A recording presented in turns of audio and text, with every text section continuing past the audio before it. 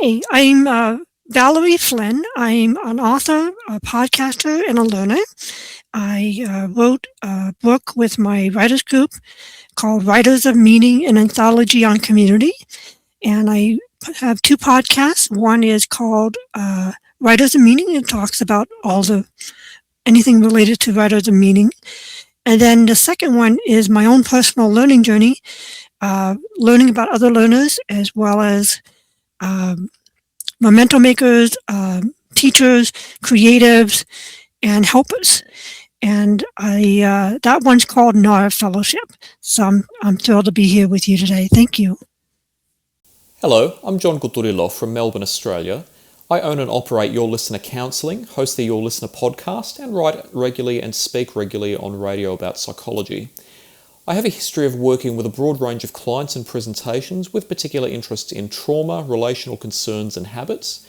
I also have experienced mental illnesses myself, and I combine theoretical knowledge and evidence-based methods with the wisdom gained from my own and clients' experiences to form an approach which is adaptable, person-centered and authentic.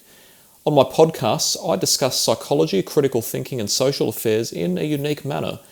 I eschew politics, rhetoric and lecturing on what to believe, and instead encourage my audience to be more critical and curious consumers of information. I also advocate helping them to develop more detailed, complex knowledge rather than overly simplifying concepts to the extent that they become empty slogans. I particularly welcome collaboration with people who have perspectives which radically differ from mine. Welcome to this collaboration between the Your Listener podcast and Valerie Flynn of the Writers of Meaning and Nara Fellowship podcasts. In today's episode, we're going to be having an insightful discussion about community. We're going to be discussing different subjects within that domain. We're going to be talking about a concept known as estuary, and I'm absolutely thrilled to be hearing Valerie's vast experiences and perspectives on these particular topics. But first of all, we'd also like to remind our audience that nothing that you find on the internet or in the media is advice. So if you do have concerns about yourself or about anyone else of any description, please always consult a professional or someone else that you trust. Valerie, I'm absolutely thrilled to be here with you. I'm really interested to hear what your experiences are. Where would you begin on this topic? What do you have to say? My opening chapter of the Writers of Meaning book that I co-wrote with my writing group was about my adventures in community itself. I have personal community, in real life community, and also online community. So I'm kind of involved with both. Both have pluses and minuses. We actually prefer in person because it's the most enriching of the two. But I have visual and hearing handicaps. My family have different health issues and stuff. And so sometimes having an online community can help when one can't actually go to an event or participate in person and go places, whether it be physical or mental disabilities, or it could be like lack of transportation, or it could be just not finding like-minded people near in your neighborhood. So in my little corner of the internet, we call it this little corner, it's called Bridges of Meaning, is a Discord server online, and it was created online to create and facilitate in real life community. And it evolved from a Jordan Peterson meetup into what we now call Estuary. Estuary is basically a small group discussion that is more than trivial chit-chat. It has more deeper, more meaningful conversation to help bond people into friendships long term. And there's a protocol and everything to it. I've never been technically part of the Estuary, but I do help promote Estuary because that's what the book is. It was born from that movement, and also a number of the authors and even the book designer herself are members of the Estuary. And it's really helpful for if there's a wide diversity of perspectives. It's really important that the individuals be grounded in who they are and not be antagonistic to people who are of different ilks, whether they're religious or not religious, whether they be conservative or liberal. They, whatever the different worldviews are, if we come at it from what I call intellectual hospitality, it's beyond just tolerance. It's actual curiosity of understanding somebody that you don't agree with. And the estuary has sort of like a roundtable kind of discussion thing where no one person dominates the conversation. It's designed to facilitate everyone being able to speak something. And whatever the topic, it doesn't have to be prepped for in advance. It can, people can suggest ideas. People go around and vote for which one they want to talk about. And the one that gets voted in is the one that everyone talks more in depth about. It's been going on for quite a few years. It's a worldwide international movement. People in Europe, people in Australia, people in the US, and English-speaking countries. They're coming together and just having like small group discussions, atheists, agnostics, religious of different faiths, and just talking about more interesting, deeper things. That is fascinating. So estuary, in its sense, is a word that means that it effectively refers to a specific type of community where there's a specific purpose facilitated through discussion. As you said, there are protocols.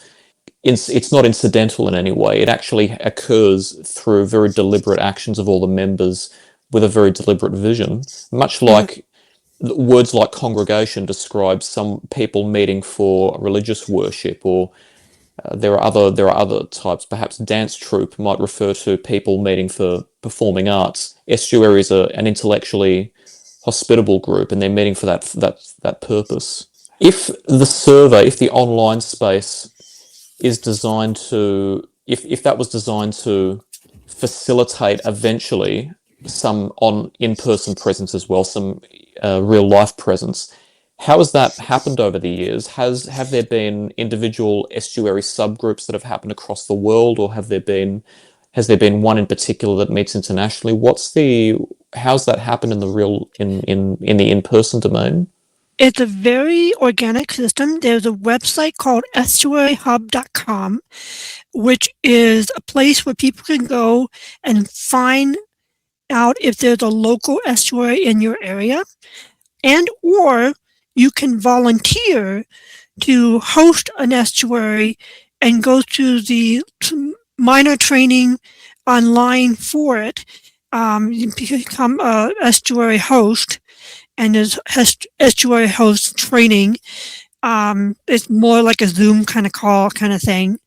The two people who created Estuary, one gentleman is kind of a well-known minor celebrity in our little corner, and his name is Paul Vanderklay. He's a pastor from Sacramento, California. And then his good dear friend John Van Donk, who helped facilitate a lot of the estuary education and awareness of the around the world. There's been everything from small groups in churches and different restaurants and stuff. It doesn't have to be church. It's not church centered or church adjacent. It's just how it was created by a pastor, but it's not meant for to be exclusively church or to be an evangelistic tool. It's mostly to facilitate real discussion, whether it be a Christian or Judaism or other faiths. They have doubts and stuff. It's an open floor to talk those doubts through without being demonized for it, and really wrestle through it intellectually. And then for the atheists and agnostics, it's kind of like an iron sharpens iron kind of dynamic between people of faith and people of no faith, and really wrestling through that stuff intellectually in a very not agreeable but amiable way. The spirit is very amiable. It's very much they can get a little heated and stuff, but it's never a personal attack, never name calling. That doesn't fly. So everything from small groups at either some location or conferences, and there's been numerous conferences both in Europe, one in Australia, and then several what they call estuary conferences or something in the United States as well. There was a big one in Chino that John Van Donk helped facilitate. There was some in Chicago. There's some in the Southeast, some in the Northeast of the United States. There was one, I think, in Sydney. I'm not sure. In Australia, there was multiple ones in Europe and England, and there was actually an estuary tour where John Van Donk and Paul van der Clay and a friend from the Netherlands, Job, who's well known in our little circle, went to different places in the estuary in Europe to kind of be guests at different estuary groups. So that everything from small little groups, everything to big conferences and stuff. Can you describe a typical estuary meeting in terms of not just what happens, but also the protocols that people are expected to abide? Yes, I don't remember the protocol as exactly, but I remember the essence of the protocol. So first is an introduction by each person, who they are, and what they happen to be thinking about recently, currently.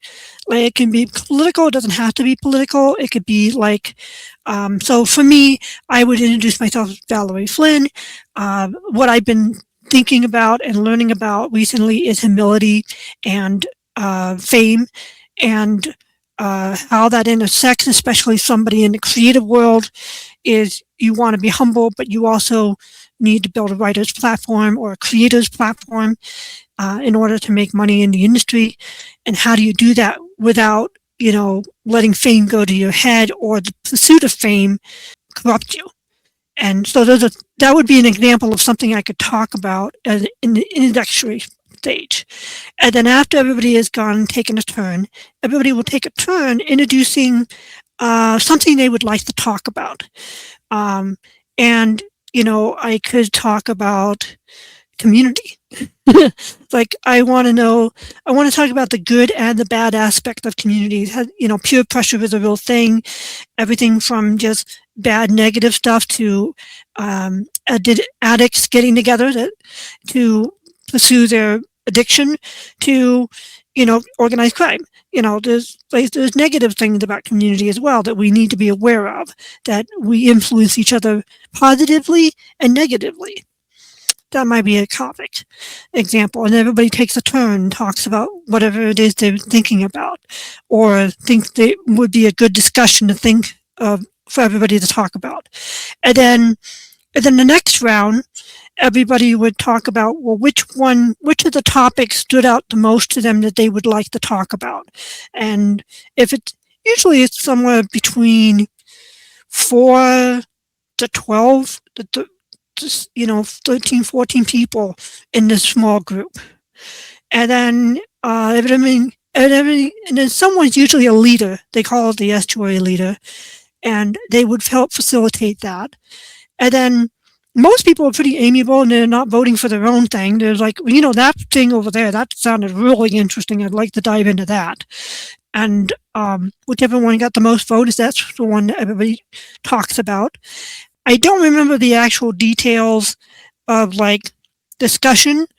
I think the leader acts as a facilitator to keep things moving, much like a pastor or a small groups leader in a church might do for a men's group or a women's group kind of thing. Same kind of principles and dynamics of trying to facilitate people talking and bringing out the people who don't talk very often and facilitating, helping people not talk too much, monopolizing the conversation kind of thing. And so, there's a lot of finesse that's helpful to have in dealing with that. And then they go through the process of talking about the topic they chose, and that could last like an hour or two, I don't know. And they meet regularly. So they meet weekly or monthly, depending on the group. People just feel more connected, and people start getting to know each other better the longer people come. People will come and go as their schedule allows and their interest allows, but you'll get the regulars, and the regulars will be 6 to 8 people or whatever it might be, and some people come and go and all that kind of stuff. And it just, people start forging friendships and bonds with each other, having this type of interaction and small discussion. It really is very popular among men who really need a network of community about them. It's just worldwide. It's just an epidemic that guys are just not being able to plug into a community. They might plug into like a hikers or basketball or something, but they might not have the deep, meaningful conversations that people really need to feel connected and supported. And Estuary helps facilitate that. I love the way that you describe that. It really details how the conversation has so much power in itself. It has so much educative and exploratory power. It has the power of discovery in it. Can you recall any stories or relay any, protecting confidentiality, of course, that demonstrate perhaps how there's been some profound change or relationship development through that power of conversation in Estuary? Perhaps maybe an instance where somebody realizes something that they couldn't have possibly realized before they heard somebody else's perspective and realized that they'd been looking at something in a way that wasn't necessarily representative. I unfortunately have never done it personally myself. I just seen how it's just been a dynamic for the community online and see it, third hand kind of thing. From my own personal experience, I have one friend that I have like a Discord chat with every Tuesday night. She and I would just talk back and forth, and she'll say something that I never thought of, and it changed the way I actually think and do different things in my life. And I think for my interactions with the social media Discord itself, it's interesting to see and hear where people are coming from. That it's not a safe space. It's it's kind of volatile, but it's not poisonous. It's very much, you're going to encounter ideas that you do not agree with, and you just mentally prepare for that, and everything's kosher. Um, and it's interesting in the voice chats they have in Discord. You can have voice chats with people, and I've had numerous voice chats with different people in the Bridges of Meaning community, and it's interesting to hear. It's like there's some heretics, um, and it's interesting to hear like why they think what they do. They have valid reasons, and it's like, oh, I've never thought of that. Julian, one of the writers, he wrote about his experience in Bridges of Meaning and the Estuary. He had real life people that he met from online, and also did Estuary, and also his evolution. He's a Hutterite, and so he comes from a very conservative, community-minded thing, very fundamentalist in his viewpoint, but he's become much more well-rounded. He hasn't changed his mind, but he's much more tolerant and much more like inquisitive of understanding different denominations and non-faith. And the chapter chronologizes his journey in this little corner, as we call it. You don't have to change your view because someone out debates you, but it challenges you intellectually to figure out, okay, they have some very valid points, and I need to think about why I believe what I believe more than just having the talking point that I learned in a book.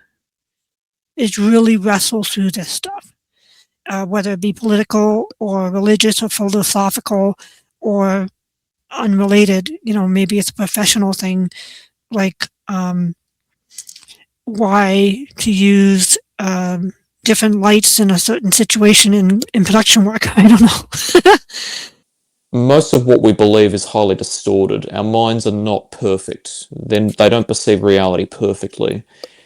And our minds distort the information that enters in so many ways and molds that information to our existing beliefs or tries to interpret the world in a way that feels most secure or most pleasurable to us, so that it's hard to actually understand how the world works in perfect clarity and perfect objectivity.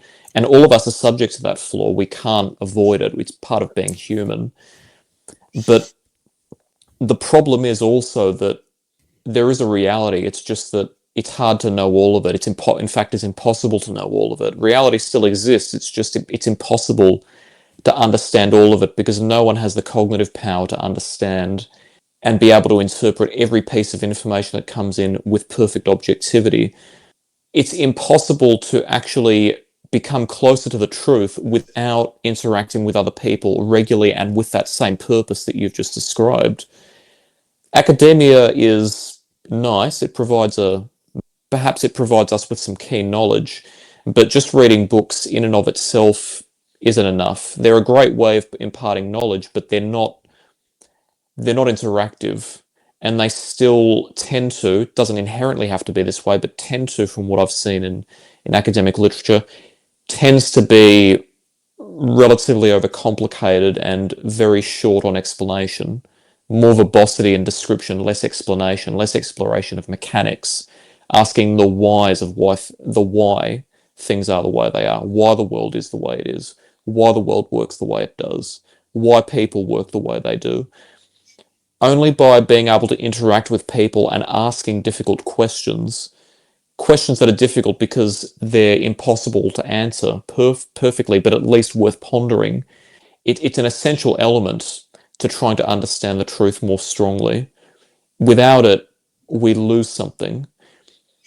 But at the same time, I'm looking at the world, as I'm sure a lot of people are.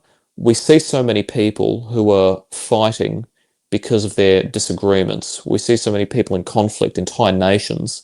All of these conflicts amongst humans can effectively be explained by exactly the same psychology because people are hedonistic and they seek pleasure. And when you seek pleasure, that also leads you to hold to be true those ideas which feel most comfortable to you, which avoid the discomforts, avoid having to acknowledge the realities and the difficulties of life. And the more we acknowledge those and hold them to be true, the more defensive we are of them, because to defend them is to also delude ourselves into thinking that they're true and that the world is a safe place for us, which means also, in order to defend those beliefs, in order to keep ourselves deluded, we have to then actively seek and attack or even destroy those who disagree with us. But at the same time, there are some issues in which opposing ideas can't actually be true. It's just that people of all sides of the argument may not understand exactly what the truth is. Maybe it's what one of those people believes and they just don't know it. Maybe it's what none of those people believes. It really troubles me to ponder that because I can understand why some people fight. Some people are a threat to others, for example, and some people maintain, I don't want to be associated with or be sympathetic to or even empathic to this group because their beliefs, if they were to manifest, could impact me. It could even result in my death or my maiming. But at the same time, so many people have that logic, but they've never bothered to question whether that's actually true. And the same for people on the other side. It's a difficult balance to strike. You don't want to enable, we naturally don't want to enable people whose beliefs are toxic, who could actually cause mass destruction if they were to manifest. But at the same time, we're very quick to place the label toxic or bigoted or intolerable or insufferable on people's beliefs without really understanding, are these beliefs really as destructive as I think they are? Or is it just that I feel that way because their beliefs make me uncomfortable? They make me too aware of something of which I don't want to be aware. And sometimes discerning the two is so difficult. And as I've observed before, I look at so many people's arguments on particular issues, and you sometimes hear discussions in which somebody is beginning to make a valid statement, but then they start to justify it with all kinds of inflated rhetoric, and you think to yourself, you've just lost the argument. You actually had a valid statement, but then the way you justified it, it revealed that the reason you were making that argument wasn't because you genuinely understood it to be the truth. It's because the belief benefits you, and the more people believe it, the more people support you. So it's possible to have a belief that's truthful, but is just being held for the wrong reasons. Yeah. And I think all of us need to try to reach a point where we're holding our beliefs for the right reasons, not because they just make us feel good, but because they might be in our best interest to believe, or they may be in society's best interest to believe, because we have duties both to ourselves and to other people, and there comes a point at which it's not acceptable to simply think of ourselves. We also have to think about how could this affect other people if I was to make it widespread. That made me think of two different things. I'd like to elaborate if I may. Jonathan Haidt is a writer and a researcher. He wrote Why Good People Are Divided Over Politics and Religion. And he also researched and discerned and learned a lot about what he calls the 7 pillars, moral pillars. And what actually is going on, as he talked about in his book about the conflicts between religion and politics of good people, is basically there are conflicting values that are both valid and good, but they come into conflict with each other. And different people will prioritize different moral pillars, will be higher for some and less for others. And he noticed a tendency that in liberal and conservatives, they have different leanings on the different 7 pillars. So sometimes what's really happening is people feel very strongly about something because they place higher value on a certain moral pillar than somebody else is prioritizing a different moral pillar than them. And that particular controversial issue, those different values are coming into conflict with each other. And that's some of the reasons why everything gets so heated and so personal and so intense, is because people's backgrounds, they don't just believe what they believe just because it's convenient. They have experience and they have a history that leads them to that particular belief, whether it be right or wrong, depending on your viewpoint. There is an ultimate truth. I believe that wholeheartedly. I just may or may not be in alignment with that. I think I am, but I like to think I am, but who knows for sure? Being a Christian, I believe that God knows the truth of the situation, and He will judge everything rightly, even when I'm in the wrong. I'll just like, okay, you're the one, but understanding, having the humility to know that I could be wrong. Many people do not have that humility because, as Brene Brown once said, the reason why people are so vehemently antagonistic to whatever is against their personal belief is because their identity is tied up in that personal belief. And it can be very, very threatening. Not only is disagreeing with that personal belief or an idea, but that has been integrated into their very identity. And so you're threatening their identity. And so those are a couple reasons why people can get so vehement and disagree. And also, as Brene Brown says, there is a deep sense of insecurity. The more insecure somebody is and the more vehemently they are professing their belief in whatever it might be, you're actually triggering their insecurity in their identity, and so they can't handle that other people disagree with them. I know people both on the right and the left who are very much of this ilk, and I like to think I know what the truth is. I realize that I'm humble and I'm very limited and finite, finite person. There's no way for me to know the ultimate truth. I think I believe in God and He's the ultimate truth, but maybe I'm maybe it's a very beneficial delusion. I don't know. As a believer, as a Christian, that could threaten my belief if I put my own mental well-being before loving my neighbor. So it's kind of tricky because you're dealing with the paradox of truth and love, and you want to love in truth and not sacrifice truth for love, if because sacrificing truth in the name of love could be anarchy, and sacrificing love for truth could be tyranny. There's another lady who's an author and a philosopher.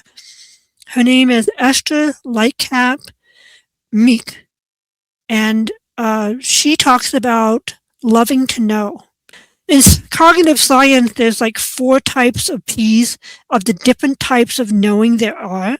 One is more experiential, one is more procedural, one is more book knowledge, and one is more something else I'm forgetting. It's more physical, like dancing or martial arts or something like that. So Esther Lightcap Meek, she talks about loving to know, and not as an exploitative way to glean knowledge, but entering into relationship with each other and with what you're pursuing to know in a more holistic, less exploitive way. As a counsellor, I receive referrals from others, and I also like to help my audience become aware of resources and other providers which may be beneficial, as well as help other individuals and organisations gain exposure. That's why I host the Your Listener Partner Network, and I'd like to thank my partners for their support. I'd like to introduce Claire of Finding Solutions Counselling. Claire is a retired registered nurse and midwife holding a diploma in counselling and registered with the Australian Counselling Association. Married with 4 children and 3 grandchildren, she is constantly amazed at the ways that her clients manage to cope in difficult, daunting circumstances. Drawn to helping people all her life, she thoroughly enjoys using solution-focused brief therapy. This evidence-based modality aids in identifying clients' best hopes. Working in a co-constructive manner, she and her clients describe individual strengths, abilities, skills and traits, explore past positive experiences, or describe the client's hopes for the future to achieve their desired outcome. She presently specialises in helping women with grief and loss issues. Find Claire at www.findingsolutionscounselling.com.au. This will make salient also the importance of community in this entire phenomenon. One of the most important components of our psychology is to have a sense of deciding what to think about the world. We effectively need a guide in our mind, and we have various mechanisms. One of them is called schemas, which are essentially sets of thoughts that guide how we interpret the world. We need cognitive guides about how to interpret the world. We need existing information that helps us make sense of new information that enters our psyche. We also need to decide how to think about ourselves, how to think about other people. We need to make evaluations, or at least we seek comfort in them because they're a relatively definite way to understand the world. If we evaluate something, then we decide whether it's good or bad in our mind, and deciding that helps us to feel confident in that we've made the right judgment, so to speak, or that we've have a grasp on the reality of how we're living and what it is that we're observing. Whenever we don't have enough of a meaning in life, then it violates that psychological need to have decided who am I and what is my life about and what is my value on this earth.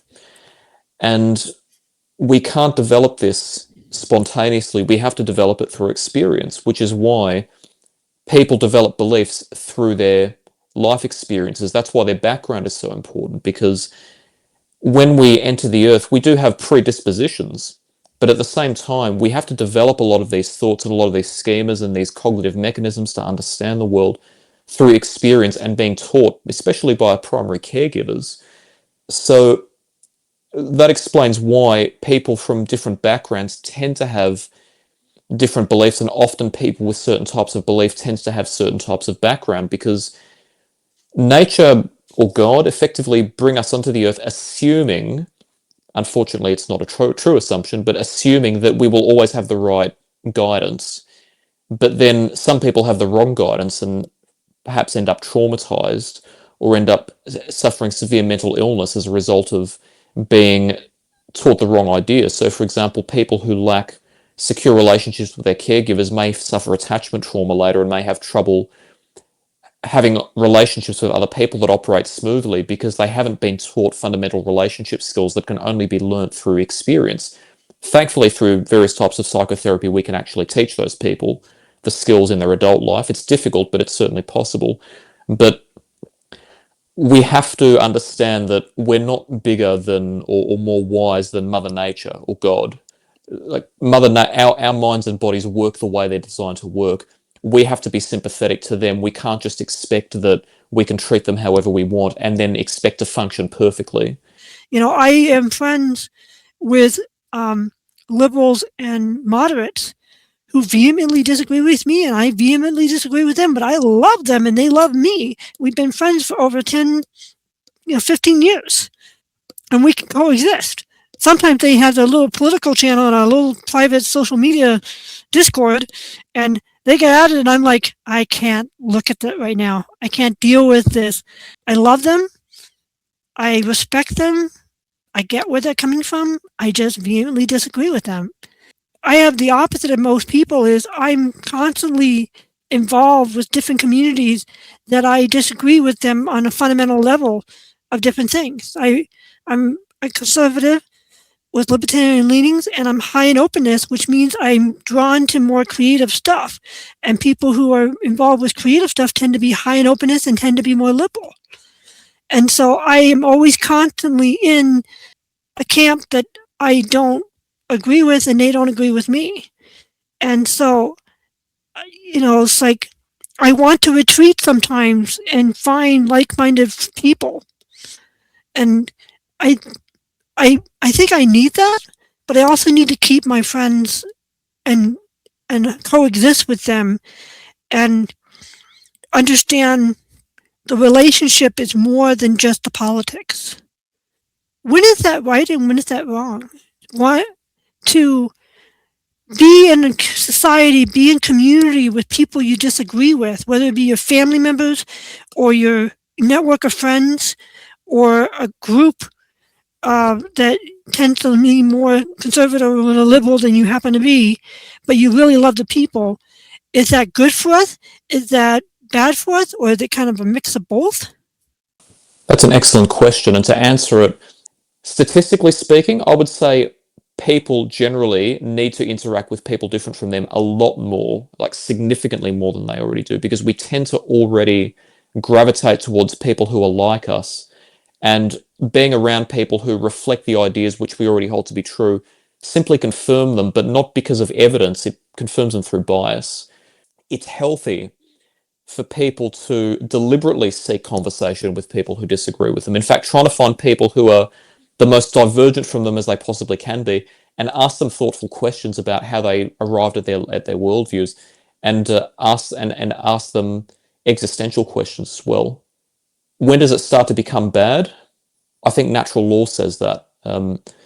If you know someone who is a closeted murderer, I would say probably speak to your local police department and turn them in. The fact that they are divergent from you is not a good thing, because if you choose not to be a murderer, you have made the right decision. And I encourage you, we both encourage you to continue that lifestyle of not being a murderer or an assailant. Certain types of deviations are naturally bad, and we call them deviations because they're bad. Like, again, being a murderer, being someone who cheats, steals, someone who is willing to exploit other people, someone who's willing to cause destruction in other people's lives. There is an inherent harm in that. There's inherent wrong in it. I'd say as long as we are dealing with the issues that we can't decide objectively, like the issues that are too complex to have a firm and objective answer, like how should we arrange our economy? Should we be more free market capitalist? Should we be more socialist? Or should we be a hybrid of the two? What should be the entrance requirements and study requirements to practice certain types of professions? What sort of treatments for different health conditions are the most appropriate? That's obviously very complicated, but entertaining that there are possibilities there. What sort of relationship arrangements are most healthy? Monogamous, polygamous, polyamorous, non-marital relationships? Do you have a duty to have children? What should be your duty to the animal kingdom? What should be your duty to the environment? And what's actually the reality of our environment? How's it operating? What were someone's intentions in instances where they were ambiguous? In those types of big questions that are hard to decide objectively, I think it's healthy to statistically for people to mix with people who have divergent views because we don't do it enough. There are certain issues where you probably should keep yourself distant from other people who are inextricably going to harm you and harm other people and not enable their behavior. But then ultimately, we were given free will, so we have to accept responsibility for making those choices and then account for the consequences of them. There are people who are salt of the earth, a spade is a spade, truth speakers, and they can be very diversive, not exactly destructive, but very polarizing. And sometimes that's very, very healthy. It's actually kinder to be more forthright and more upfront and honest. Um, and then there's also this, you know, people like me who are, you know, they're honest but they're more diplomatic. They're more easygoing. They're more, like let's keep the peace kind of thing. And you have these two polar opposites, and get along and also stand for what you believe in kind of thing. When is it better to be one or the both or a mix? It depends on whether those archetypes which you describe, whether we're referring to people who are stereotypically those types, or whether it's their ethos that simply guides the way that they form beliefs. To give an example, a stereotypical salt of the earth type person might be very much a political and religious conservative. That's a stereotype. But if we're talking about that stereotype in real life manifest, many of the tendencies may not be psychologically healthy because, again, a lot of those beliefs may develop from pure convention and from a desire to want to feel right, which would have originated many years ago. Not saying that all religious people are like that, but probably originated from one's family of origin. And I would say that while the values that a person in that position holds may be perfectly adaptive for them, and they shouldn't necessarily change those values for implementation into their own life, the way that they present to other people, I would say try to avoid being divisive, not by ignoring your own beliefs or being willing to forego your own values for the sake of other people's feelings, but more knowing where division becomes destruction, because that line can vary. Mm. If you are divisive simply because you speak your mind, but make it clear that you reserve your right to live your life on your terms, but you're not trying to impose your values on other people, if other people find that controversial, that is their choice to find it controversial. But if you are someone who actually wants those beliefs to be implemented to the effect that other people who don't agree with them should either be forced to obey them or be persecuted, then that is destruction, because one day you could well vote for someone who allows that to happen.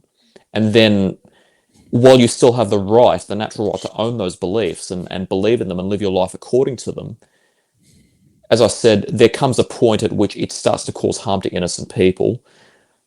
I would say that as long as you are someone who has a purpose for holding those values and you're holding them because they are demonstrably, they have virtue in your own life and they help you lead a healthy life, I don't think that's a bad thing. And I don't think it's a bad thing to have opinions or perspectives that violate popular thought in itself. as long as you're holding it with the right intentions, you're holding them to be honest, and you're holding them because you genuinely believe that they have virtue in your own life, or that you want to try and impart that virtue to other people's lives. In terms of how you describe yourself as somebody who firmly holds a set of values, but at the same time is diplomatic, I would say more people who are stereotypically the salt of the earth could actually benefit from being that way. But you also have to be aware of the fact that sometimes the truth isn't pleasant, and even if a truth is uncomfortable, if it's genuinely in people's best interest, people need to hear it. So diplomacy is important to the extent that it helps preserve community, it helps preserve harmony between people where that harmony is beneficial, and where it allows us to foster relationships with others. But it then starts to become counterintuitive when it prevents you from speaking the truth because you're concerned about how someone else might take it. Being concerned about someone else is important. It shows you have empathy. It shows you care about people. But in the end, sometimes the truth is the truth, and you have every right to speak it. And at the same time, especially if it's a truth about someone else's life that they need to hear in order to avoid harm, I would say we should make the truth known, but make it clear I'm speaking this truth not because I want to make you feel uncomfortable, but because I'm concerned that something bad might happen to you if I don't speak it, or I need to protect myself and my own values by being honest about what I think.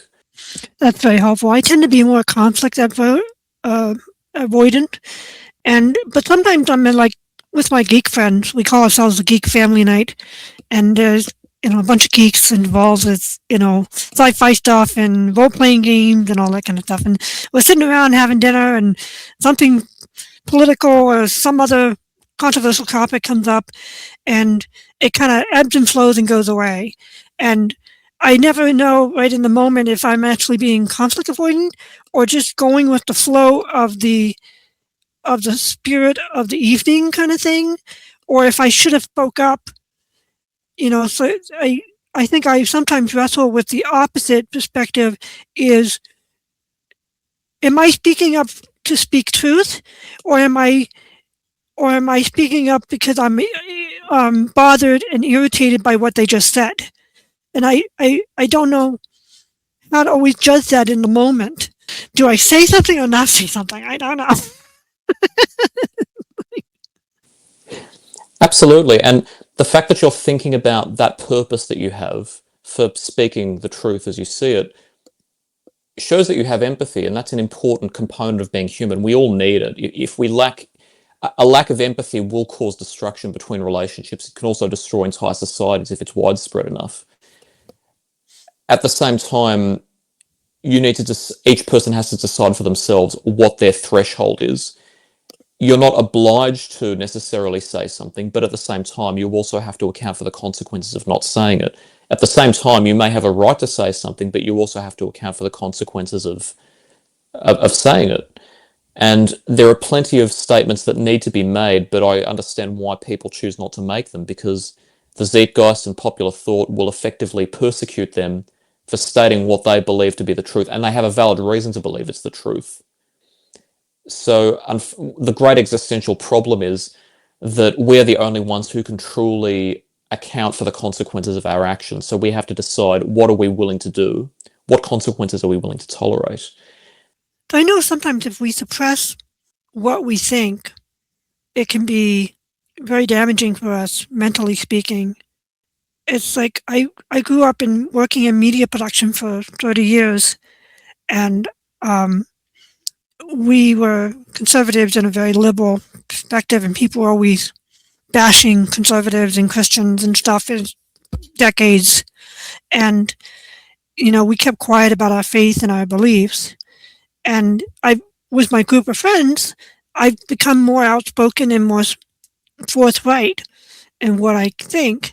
But I also deal with the thing is like, I find it irritating and frustrating not only having my viewpoint that I do, but being inundated with the opposite perspective in mainstream media, both in entertainment and news, and also with my friends and different online venues like Facebook and stuff, where it's like people's They're just smacking you right in the face constantly, and you're like, I really don't want to deal with this. And then people get, the algorithm likes the engagement, but it's like, is it really doing good or is it doing harm of just picking fights with strangers online? It's like, what's it's like, when is it, when is it speaking the truth and when is it just bickering?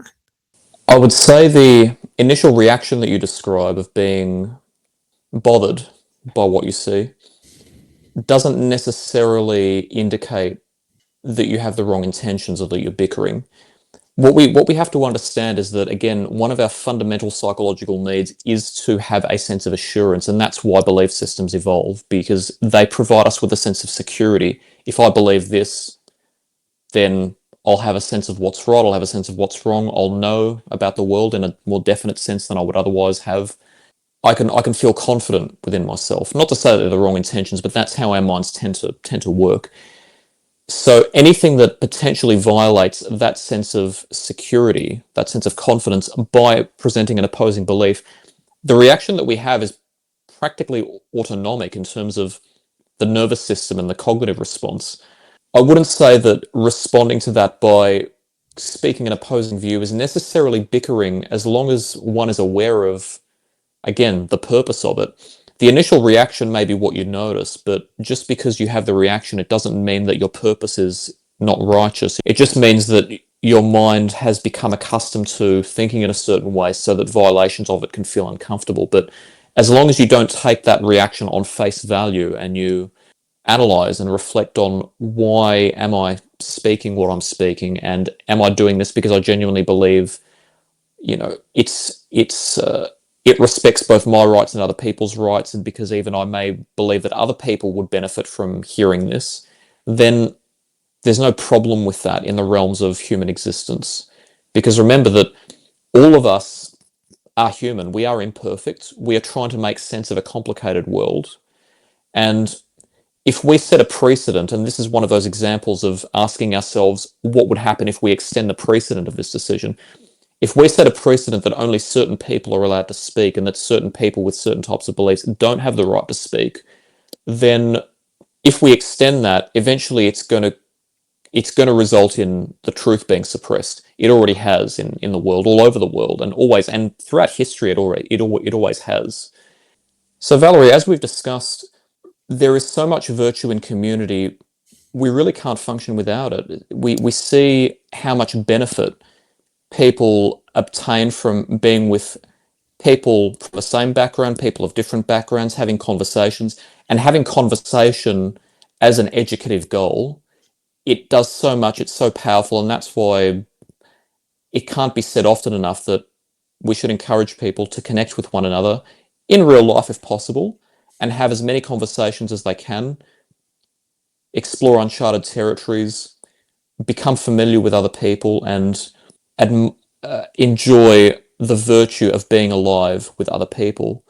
And I want to say thank you very much for raising this topic of community, because it's evoked so many different ideas from us. And the subject of estuary was fascinating. I loved the way you painted a picture of this type of community that has such a noble goal, that is really powerful to the people who partake in it.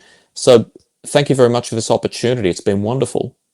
It's been a delight. I really enjoyed our conversations. Thank you so much for inviting me into this collaboration together. Thank you. And to our audience, thank you to everybody for joining us. If you have any type of feedback for either of us, whether it be an idea about what you'd like to hear on either of our programs, if you'd like to be a guest, a collaborator, if you have feedback, if you would like to suggest that we expound on a particular idea further, or if you disagree with us, please put forth your ideas. Valerie? Yeah, I'd love to hear. I love talking with people and connecting with people, whether I agree with you or not. I in a Bridges and Meeting community, the conversations are not always agreeable, but they are always amiable. And so, please reach out to me. You can reach out to me at the writersofmeaning.com website or my personal website, valerieflynn.com. It has indeed. Links to our respective works will be in the description of this episode. And remember, everybody, if you have concerns about yourself or someone else of any description, please seek advice from a professional or somebody else that you trust. Please do not take anything that you find in the media or on the internet as advice. And until next time, everybody, take care.